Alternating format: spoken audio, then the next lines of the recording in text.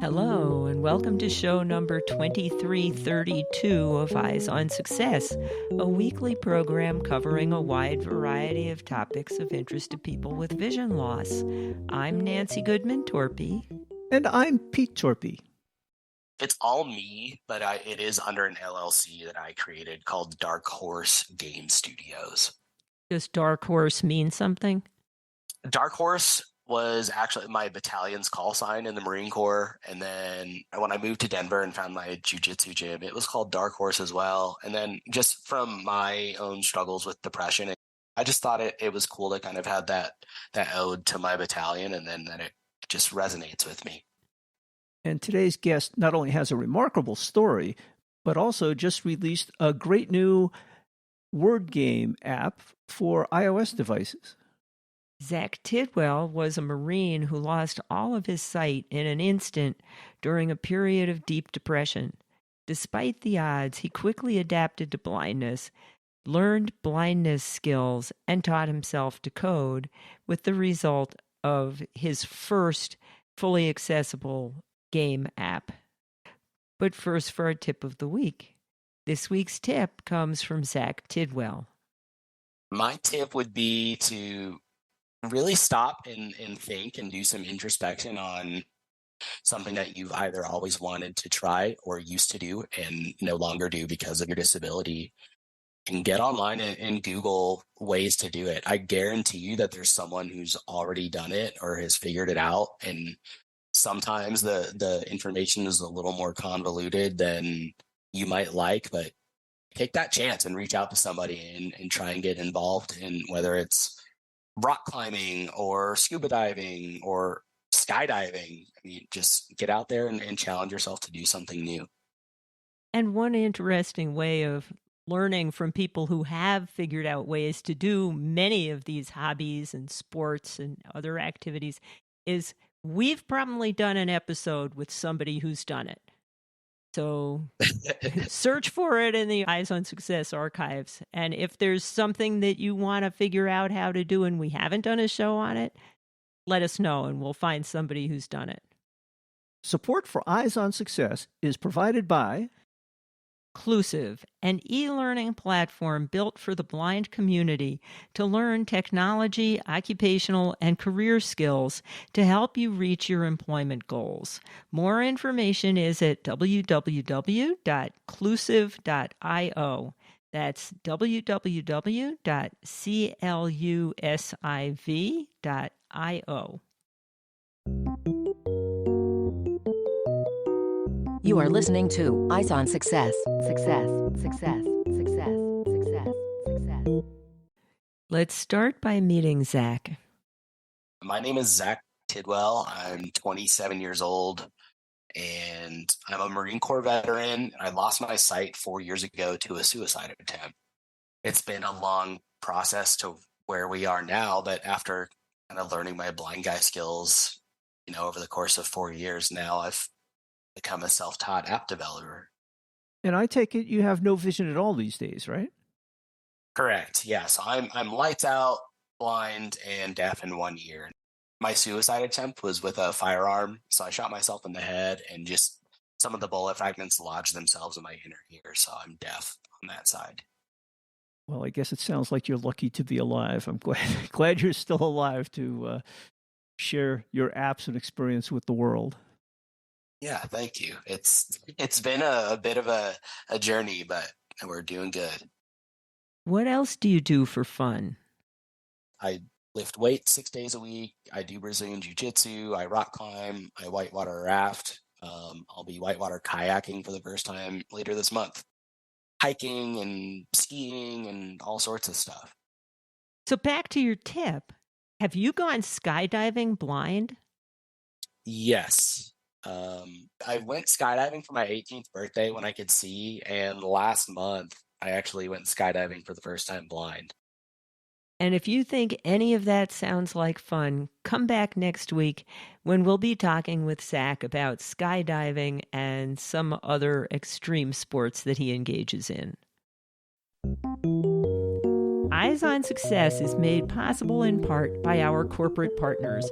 Underwriting pairs the impact of targeted marketing with the integrity of community goodwill. Learn more by sending an email to hosts@eyesonsuccess.net.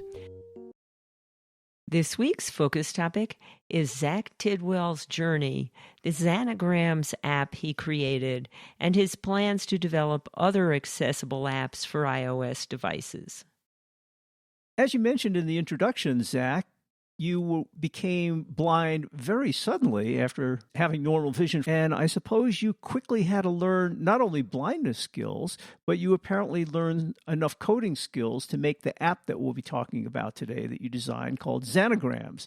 But maybe you can give us a preview as to how that transition went for you, developing some of your blindness skills and learning to program. So, like I said, I'm a veteran. So the VA, the Department of Veterans Affairs, actually has really incredible blind rehab services. So after I got done with my facial reconstruction surgery and all that stuff, I got sent to blind rehab, and you kind of get to dip your toe in the water with access technology and gain skills and all that. And that was about 3.5 years ago now. And after I got better with screen readers, I got back into college, and then I realized how many things are inaccessible. And so I actually dropped out of school about 2 years ago and started to teach myself how to code after that point. And having had no prior experience, but it just quickly turned into something that I became very passionate about and I enjoy. So now we're here and I have a finished app.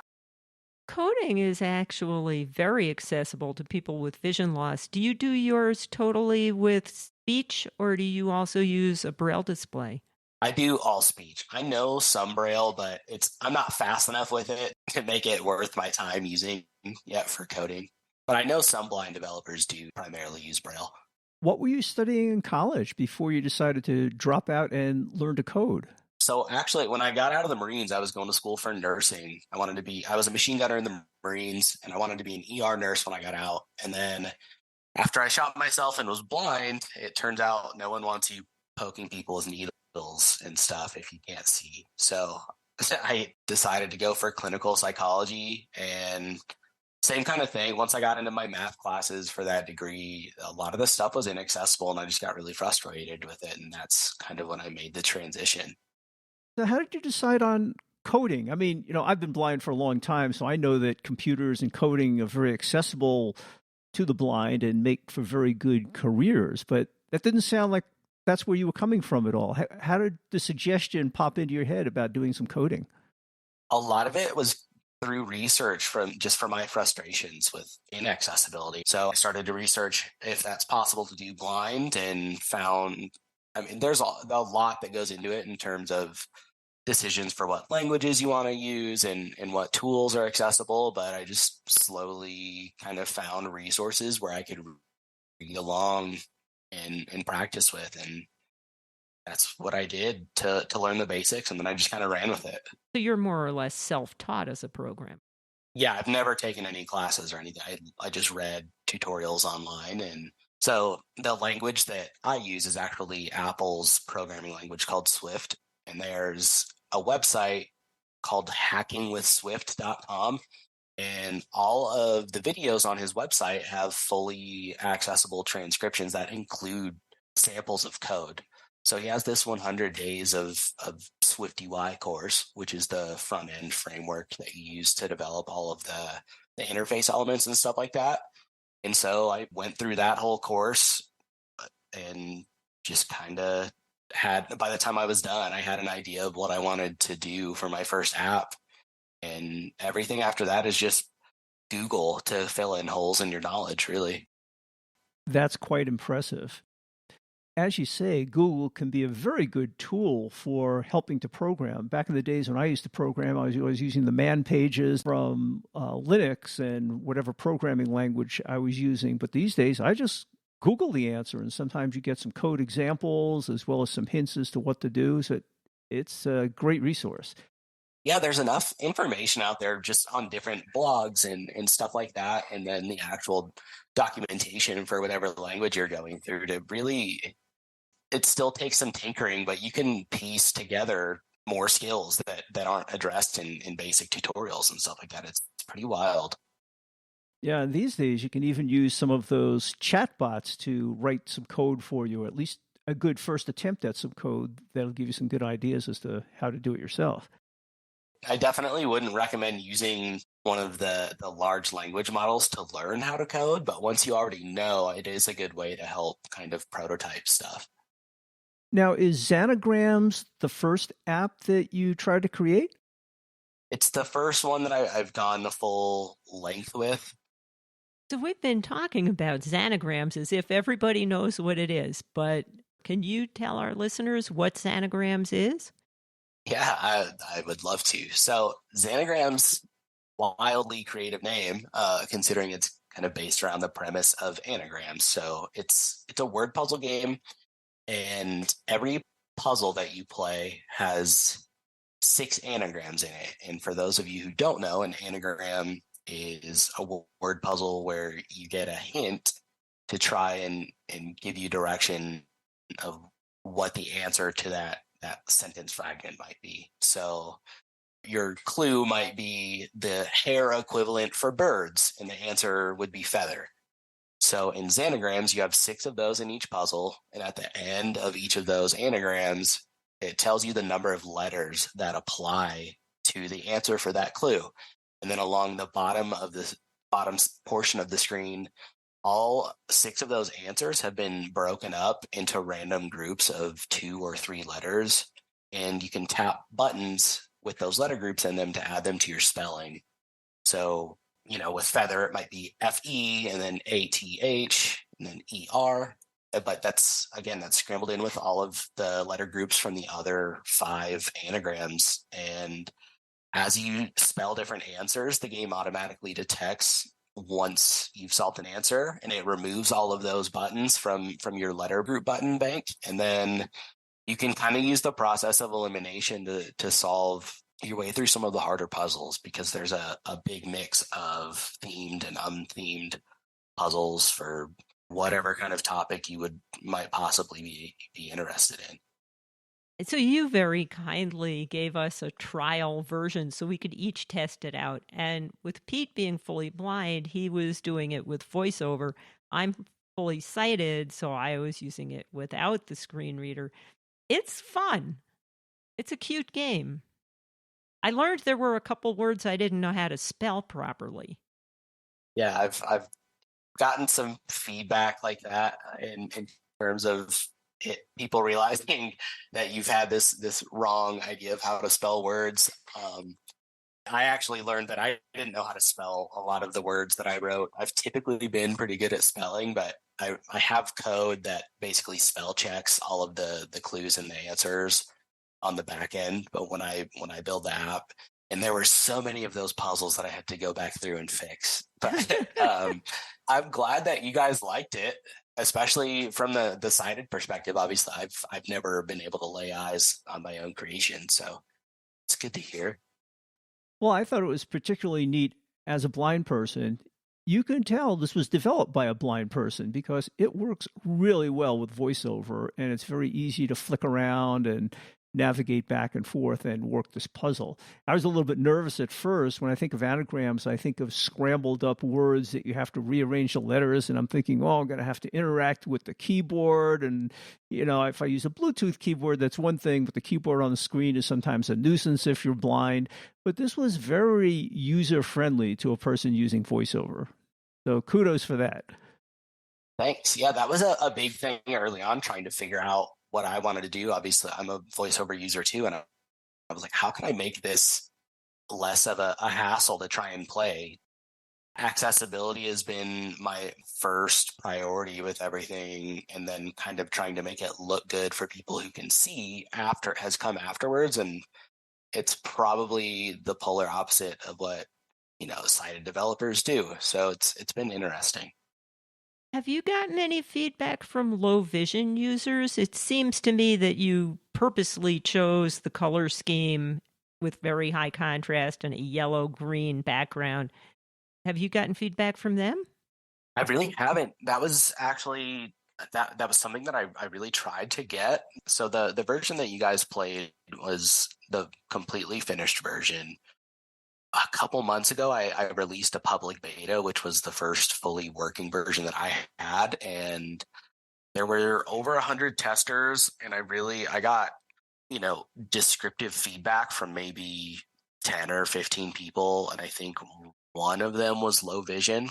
And so with that sample size, and then not being able to go back and communicate and interact with that person to update stuff and send them a new version and then fix little smaller stuff, I took what I could from the little feedback that I got and tried to fix it. And I've reached out to try and get more help and haven't really received any answers. So I'm going to release it.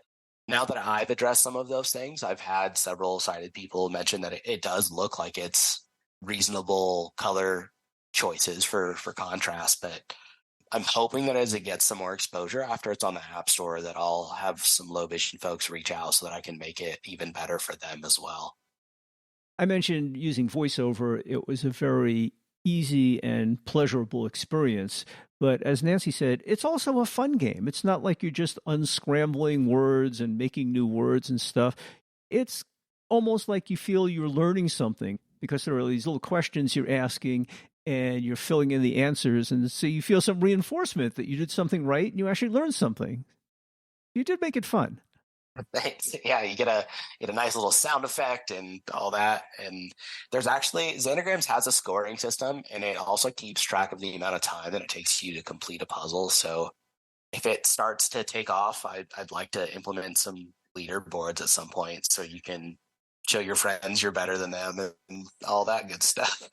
Yeah, I thought I noticed you had these share your results with a friend so you can actually work this app yourself and interact about the app with other people who are using it.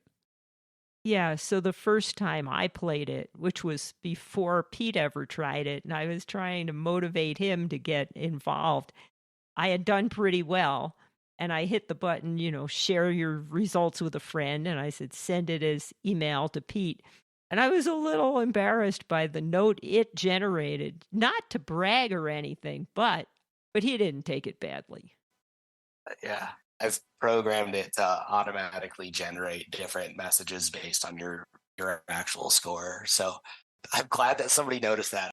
It's just a goofy thing that I wanted to throw in there because it fits with my sense of humor, but I'm glad you noticed that. Well, I think that's kind of fun to throw in some randomness and some humor into these apps. I mean, you don't want to just feel like you're a slave to the computer. That, you did make the app entertaining. How do you come up with all these questions and clues? That must be an interesting job in itself. That has actually taken quite a considerable amount of time. So I don't know if you guys noticed, obviously, like you had limited access to the different puzzle packs that were available, but there's a mix of themed puzzle packs from anywhere from ancient history to outer space to US geography and stuff like that are going to be available and that I've already written. And then there's some that are unthemed, like those word salad puzzles that you guys saw, which make it a little harder because you don't have a general theme of which to kind of keep your train of thought on. The unthemed ones are way easier to write than the themed puzzle packs because in every puzzle pack, you essentially have 60 anagrams because there's 10 puzzles with 6 anagrams each. And by the time that you get to like number 40 of like for ancient history, like it's starting to stretch the knowledge that I already know in the back of my head. And then I kind of start pulling my hair out, trying to figure out like, okay, what else can I Google here to try and fill in more of my knowledge to write all that stuff. But I think at this point, there's 13 puzzle packs written, so I've written almost 800 anagrams. Holy moly. Wow. Yeah. You must be feeling very ambivalent about whether you want this to become popular or not, because if people start doing it a lot, you're going to need more puzzle packs. I would love if it took off, like my kind of pipe dream here is that if I was able to grow my company and bring on other developers and then have a company that's putting out an increasing number of accessible apps. I mean, that's the goal, and to be able to set that as a standard, like, hey, it does take extra work, but it's worth putting the time in. There's no reason that larger companies can't be making their apps accessible. It just costs them extra money, so they don't. So I would like to eventually be a business that's setting the example and the tone moving forward. Have you set up a company already, or is it just you doing everything? It's all me, but it is under an LLC that I created called Dark Horse Game Studios. Does Dark Horse mean something? Dark Horse was actually my battalion's call sign in the Marine Corps, and then it's something that when I moved to Denver and found my jiu-jitsu gym, it was called Dark Horse as well. And then just from my own struggles with depression and kind of coming through where I am now, it's like the Dark Horse is like the unexpected kind of pull through sort of stuff. And so I just thought it was cool to kind of have that ode to my battalion, and then that it just resonates with me. Cool. So it's obviously a lot of work developing and coding this game, and then now it seems like it's a fair amount of work putting together the puzzle packs and all. So you're pretty busy now. But as you get this more under your belt and out there to the world, it sounds like you envision making more apps that are accessible to visually impaired folks. Yeah, I've actually started on the next one already. I'm doing this back and forth with Apple right now with Zanagrams, because when you have a finished app and you want to submit it to the App Store, there's this big review process, and a lot of the tools that you have to go through for Apple are inaccessible. And then by the time that I'm finally able to get some cited help and get something submitted or updated after there's an issue that Apple brings to my attention, there's a 24 to 48 hour turnaround. So in the meantime, while I'm trying to deal with that stuff, I've kind of gone back to my original idea that I was interested in making in the first place. And so I'm starting to work on a fantasy RPG right now. That also sounds like a lot of work, inventing all these worlds and places and characters.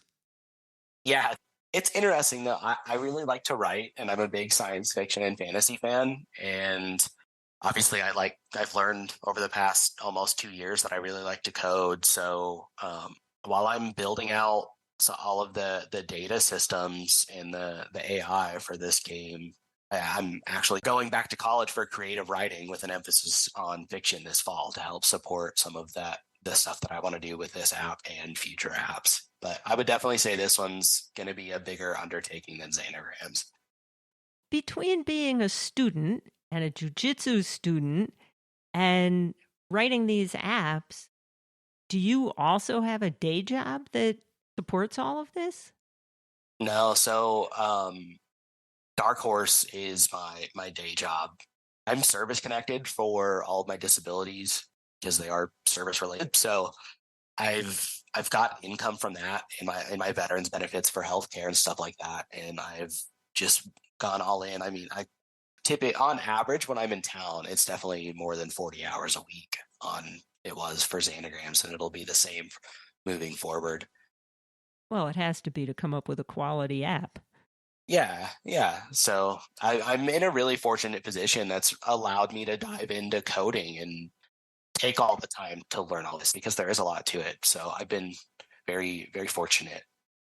Well, it sounds like you've certainly made a remarkable transition and are having a lot of fun doing what you're doing to produce some value for other people around the world. So I really admire what you've done. It's not easy to suddenly become blind, hard enough to learn those skills, but then you actually put those skills to use in doing something practical and starting this company.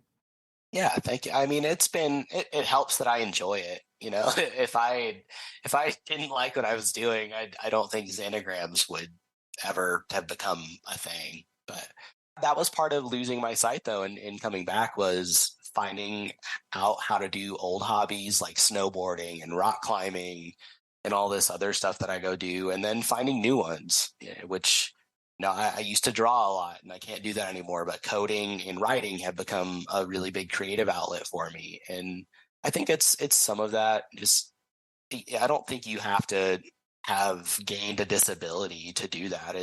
But I do think that kind of set me in the mind state for discovering new things like that. There are many ways of enjoying life. Yeah, there really are.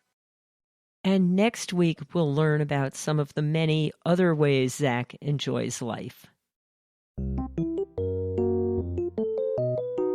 You are listening to Eyes on Success.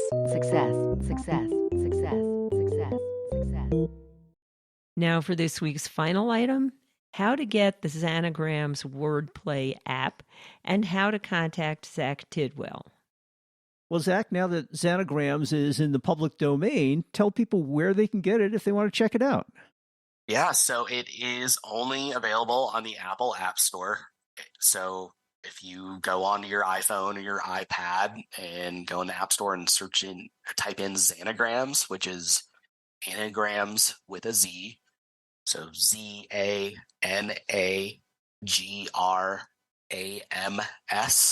it should pop up.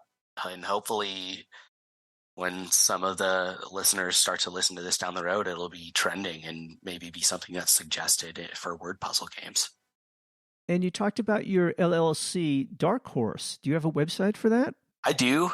So the website is still a work in progress, but it is www.darkhorsegamestudios.com. And you can email me if you have any questions about learning to code or anything, any feedback on the app or more things you would like to see, at contact@darkhorsegamestudios.com. Just an email, and I'll reply to you as soon as I can. Do you have a social media presence? I have a Twitter, which is at Zach C. Tidwell. So ZACH. The letter C as in Charlie, and then Tidwell is TID as in Delta, WELL. If you missed any of those resources, you can find them in the show notes associated with episode 2332 at www.eyesonsuccess.net. Although the Zanagrams app was just recently launched on Apple's App Store, I noted that it got plenty of press on the Apple Viz website. So there were plenty of people who were interested in it, and it seems like a fun game. We've tried it out, as we mentioned in the show, and I think you'll like it. If you're looking for the Apple Viz site, that can be found at applevis.com. It's a very useful site for all things Apple and accessibility. That's it for today's show. Next week on Eyes on Success, we'll be talking about skydiving and other sports. Zach Tidwell was very active before suddenly losing his sight a few years ago, but that hasn't slowed him down.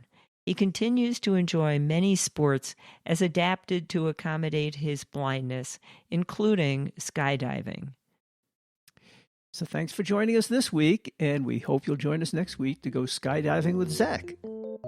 You've been listening to Eyes on Success, hosted and produced by Nancy Torpey and Peter Torpey.